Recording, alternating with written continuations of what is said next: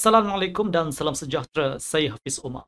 Semalam, Euro dan Pound British melanjutkan kerugian berbanding dolar Amerika Syarikat berikutan selera risiko yang memburuk. Kenaikan dalam dolar Amerika Syarikat didorong oleh kenaikan inflasi Amerika Syarikat yang dilihat pada akhir tahun lepas. Di samping itu, data semalam mengenai pengangguran UK dan pendapatan purata menunjukkan bahawa kadar faedah yang tinggi dan dasar monetary yang ketat yang diterima pakai oleh Bank of England mempunyai kesan yang teruk ke atas pendapatan peribadi.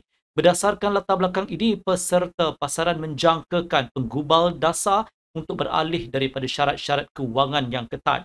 Bagaimanapun, komen terbaru daripada pegawai BOE dan Governor Andrew Bailey mencadangkan sebaliknya. Walaupun jangkaan pemotongan kadar akan berlaku, usaha menentang inflasi diteruskan. Begitu juga walaupun penggubal dasar ECB menyatakan keperluan untuk menurunkan kadar faedah tahun ini, pengawal selia tidak tergesa-gesa untuk mengubah pendirian dasarnya. Banyak bergantung kepada dinamik inflasi.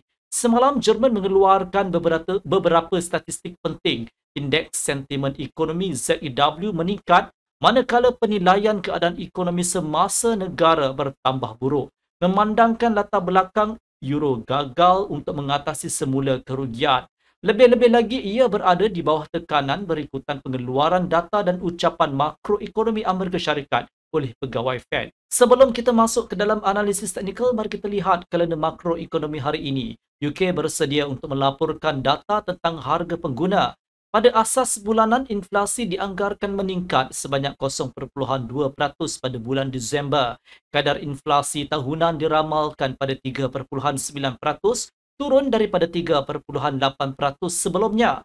Jika pertumbuhan harga pengguna semakin pesat, ia akan memaksa Bank of England untuk mengekalkan tetapan dasar monetary dengan cukup ketat. Dalam kes ini, pound British boleh melantun daripada serendah 1 tahun dan akan pulih. Jika data menunjukkan bahawa inflasi semakin reda, sterling mungkin akan terus melemah dengan jangkaan bahawa Bank Pusat akan mula berfikir untuk mengurangkan kadar faedah. Pedagang juga akan menerima data mengenai harga pengguna di kawasan Euro.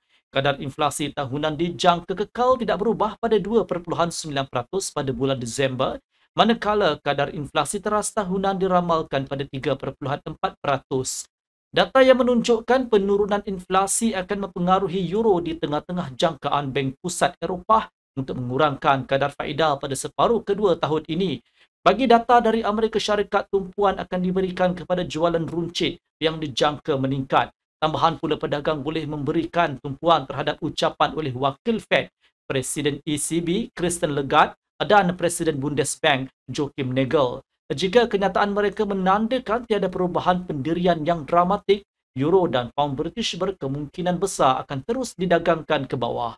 Sekarang mari kita beralih kepada analisis teknikal. Menurut carta euro US dollar 1 jam, pulse breakout di 1.0851 berikutan penerbitan data inflasi zon euro akan mewujudkan isyarat beli sekaligus membawa euro kembali ke 1.0893. Jika harga menembusi tanda ini dan mengujinya dari atas ke bawah, mata wang Eropah dijangka meningkat sehingga ke 1.0925 dan 1.0965.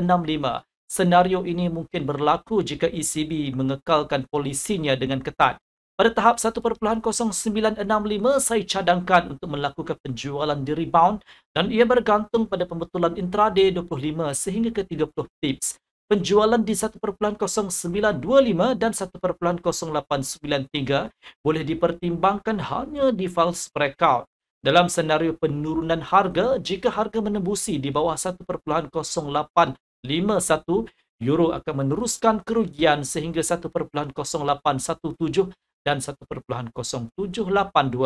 Pada tahap 1.0782 terdapat kemungkinan untuk pembelian di rebound dengan jangkaan pembetulan intraday 30 sehingga ke 35 pips.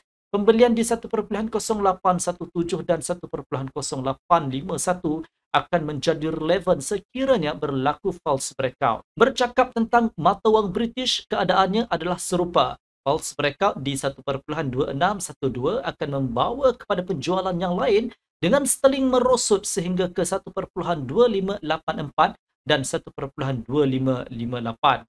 Pada tahap 1.2558, pedagang disyorkan untuk membuat pembelian di rebound dengan jangkaan pembetulan intraday 25 sehingga ke 30 pips. Pembelian di 1.2584 dan 1.2612 boleh dibuka di false breakout. Sebagai alternatif, jika kenaikan harga menguasai semula pasaran dan pada paras terendah 1 tahun, false breakout di 1.2612 akan menjana isyarat beli lantas memacu pound British sehingga 1.2640. Jika harga menembusi tanda ini dan mengujinya dari atas ke bawah, sterling berkemungkinan meningkat sehingga 1.2668 dan 1.2696 di tengah-tengah peningkatan tekanan inflasi di UK. Pada tahap 1.2696, anda boleh menjual pasangan tersebut di rebound dengan jangkaan pembetulan intraday 20 sehingga ke 25 pips. Penurunan di 1.2668 dan 1.2640 akan menjadi relevan sekiranya berlaku false breakout. Sekian video analisis dari saya Hafiz Omar dan semoga berjumpa lagi.